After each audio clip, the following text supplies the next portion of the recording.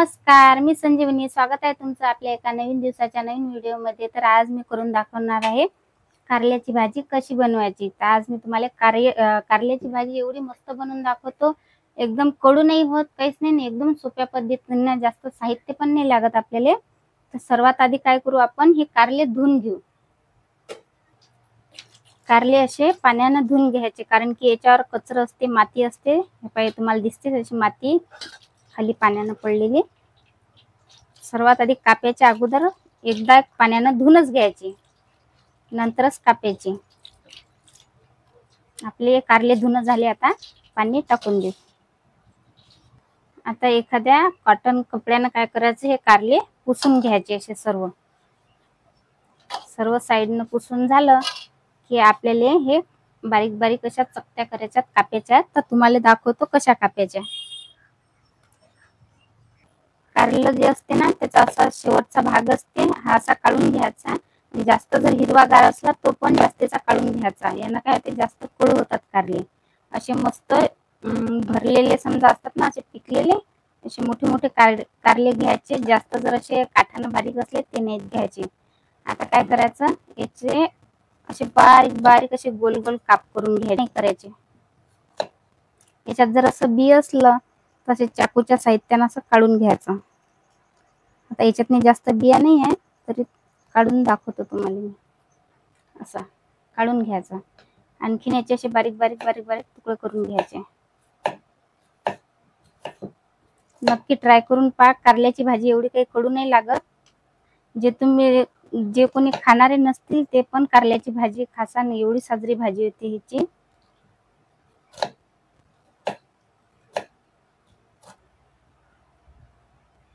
हे पाशे एकदम पतल्या पतल्या चकत्या केल्या मी. हे बिया सर्व बाजूने काढल्या. अशा बिया सर्व बाजूने निघाल्या पाहिजे. किती मस्त पतल्या पतल्या केल्या. अशाच तुम्ही पण करा. आता काढून घेऊ एका भांड्यात. खोल भांड घ्यायचं, असं उतरतं नाही घ्यायचं, खोल भांड घ्यायचं कधी पण. हा थोडासा पिवळा भाग होता म्हणून मी बाजूने काढला. पिवळा भाग जो पिकलेला असते तो नाही. तर आपल्याला साहित्य काय काय लागते सांगतो मी तुम्हाला. आपल्या कारल्याची भाजी बनवण्यासाठी त्यासाठी थोडंसं जिरं घेतलं, मीठ, हळद, मिरची पावडर, लसण, निंबू, थोडासा संबार घेतला आणि हे धनिया पावडर आहे. बस आपल्याला एवढंच साहित्य लागते. आता सर्वात आधी आपण काय करू, हे कापलेले जे कारल्याचे काप आहेत ना, याच्यात मी थोडंसं मीठ टाकून घ्यायचं. थोडंसं म्हणजे थोडंसं जास्तच टाकायचं आहे आपल्याला, कारण की कारल्याला पाणी सुटलं पाहिजे ना. जो कडवाटपणा असते हा मिठाने निघून जाते. तर आता आपल्याला हे कारलं कापायचं, हे निंबू तर हे आपलं निंबू जे आहे ते निंबू लय मोठे कारले जर असले तर एक पूर्ण घेतलं तर चालते. पण आता हे आपलं उलचकच आहे ना, म्हणजे उलचक म्हणजे कमी आहेत आपले कारले. कापलेले काप जे आहेत ते कमी आहेत, त्यासाठी मी अर्धच निंबू वापरतो. असं त्यात निंबू टाकून घ्यायचं आणि मिक्स करायचं. म्हणजे मीठ सर्व बाजूने लागलं पाहिजे आपल्या कारल्याला. असं सर्व बाजूने मिक्स करून घ्यायचं. म्हणजे कसं, मिठाचं निंबाचं जो रस असते ना, त्यानं मस्त कारल्याला पाणी सुटते आणि जो कडूपणा असते तो बाजूने होऊन जाते. मग आपल्याला आता हे अर्धा तास असंच ठेवून द्यायचं आहे. झाकण ठेवून देऊ. आपले कारले जे कापले त्या कारल्याला पाणी सुटेपर्यंत, मिठाचं पाणी जे आहे ना, तो त्याचा कडूपणा निघेपर्यंत आपण एकीकडे लसणाचे हे काढून घेऊ. फोत्र सर्व असेच काढायचे. आधी मी पण कारले खात नव्हती, पण अशीच मी वावरात गेली होती, म्हणजे वावरात नेहमीच जातो. वावरात गेली तर मग बायानं म्हटलं होतं की बा हे कारलं खाय. म्हटलं मला आवडत नाही, मी कारलं खात नाही. तरी पण जबराईनं दिलं होतं मला खायसाठी कारलं. पण मला एवढं चांगलं लागलं तर हे अशीच भाजी करायची सांगितली होती. वावरात जे अशा म्हाताऱ्या कुत्र्या बाया असतात ना, त्यानं सांगितलं होतं का बा ही अशी भाजी करून पाय, मस्त लागते. तर खरोखरच मस्त लागली. तेव्हापासून मला कारल्याची भाजी लय आवडते. नाही तर आधी मी खातच नव्हती.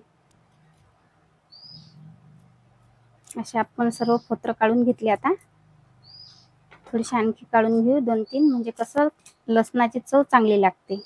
आता हे आपण काढलेला लसण जो आहे तो असा थोडासा जाडसर वाटून घेऊ, कुटून घेऊ.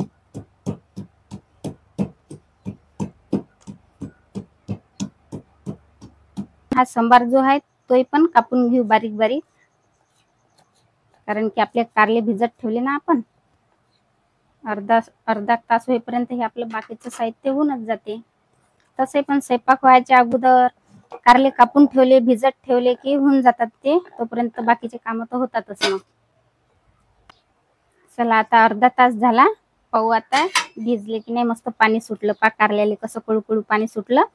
आणि या कारल्याचा वास कसा येऊ राहिला, एकदम कडू कडू येऊ राहिला. आता आपण यातला कडवाटपणा सबन काढून घेऊ, कारण की मिठानं निंबानं सर्व कडूपणा निघून जाते याच्यातला. आता याच्यात मी टाकू पाणी. पाहू शकता तुम्ही, हे पकडाचं पाणी निघते याच्यातला. असंही पण पाणी निघते आणि असं पाणी टाकून काढलं. पण सर्वात आधी आपण काय करू, हे कडू पाणी काढून घेऊ. ज्याले समजा असे बिना पाणी काढायचे जर कारले खायचे असतील तर तसे पण मस्त होतात. असं पाणी झारून घ्यायचं आणि असे डायरेक्टही बनवले तरीही चालतात. पण मी काय करतो आता, हे पाण्यातून काढतो, पाणी आधी फेकून देतो. आता हे कारले याच्यातलं पाणी सर्व काढलं. आता साधं पाणी जे असते ना आपलं पियाचं पाणी, एकदम थंड वापरायचं काही काम नाही. साधंच पाणी घ्यायचं आणि हे पाण्यानं असं हातावर घेऊन असं सर्व पाणी काढून घ्यायचं, पिळून घ्यायचं सर्व. असे कारल्यातलं सर्व पाणी निघालं पाहिजे, म्हणजे कसं जेवढा काही कडूपणा असेल तो सर्व निघून जाते. सर्व पाणी काढलं मी आता एका प्लेटीत मी काढून घेऊ. पहा कसे मोकळे मोकळे झाले, काहीच पाणी नाही राहिलं. आता हे पाणी फेकून देतो. गॅस पेटून घेऊ आता ताव्याला मस्त गरम होऊ द्यायचं आहे आपल्याला. आणि हे जे कापले होते आपण कारल्याचे, हे काप जे आहेत ना ते या ताव्यावर टाकून द्यायचे. पण याच्यावर तेल नाही टाकायचं, बिना तेलाचेच आपल्याला थोडेसे भाजून घ्यायचे आहेत. जसे आपण शेंगदाणे भाजतो ना तसेच भाजून घ्यायचे.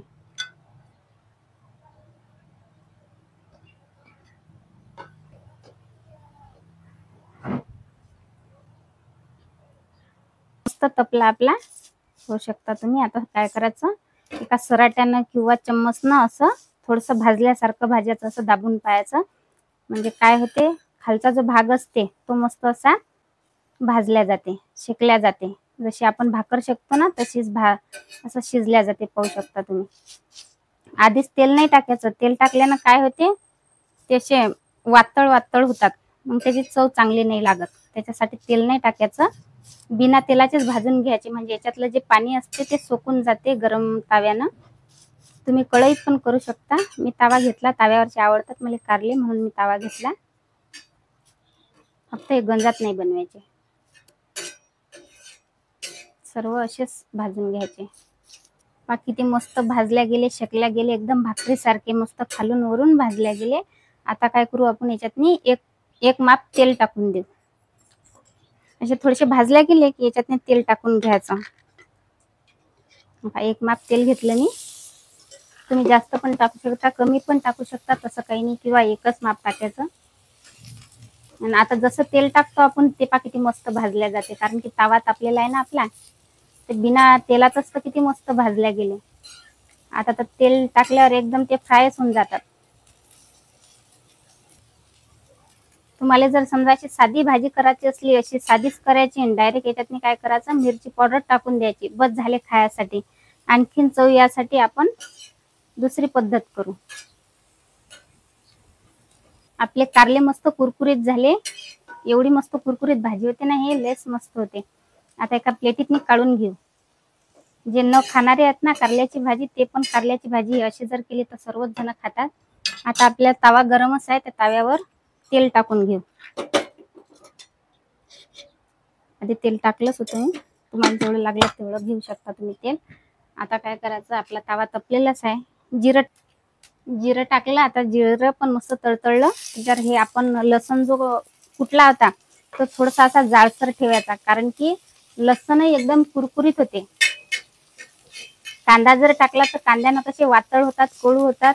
ते कांद्याचं पाणी त्या कारल्याला पकडून धरते, त्यासाठी ते वातळ होतात. पण लसणानं कसं लसणही कुरकुरीत होते. नाही तर एखाद्या वेळेस तुम्ही लसणाची अशी चटणी करून पहा, मस्त कुरकुरीत होते. तेलात जर अशी भाजली ना तर याचा वासही एकदम मस्त येते. लसणाला पण मस्त कलर आला, लालसर लालसर कलर झाला.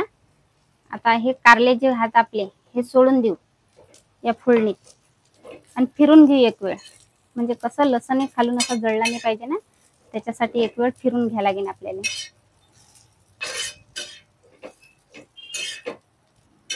आता याच्यातच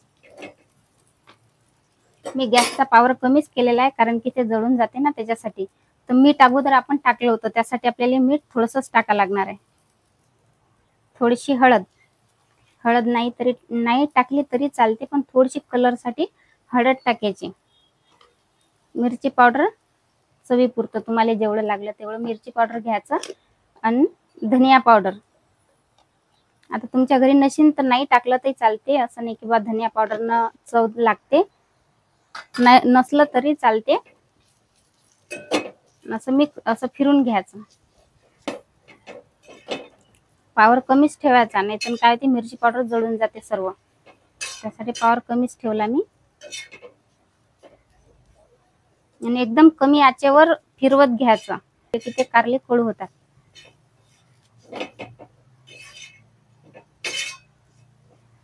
चला, आता आपली भाजी पण मस्त झाली कारल्याची. त्याच्यावर थोडीशी कोथिंबीर टाकून देऊ. कोथिंबीर कसं, या कोथिंबीरले पण असं थोडंसं भाजू द्यायचं. कोथिंबीर पण मस्त कुरकुरीत होऊन जाते, नाही टाकली तरी चालते. तयार झाली आता आपली ही कारल्याची भाजी. आता एका प्लेटीत मी काढून घेऊ.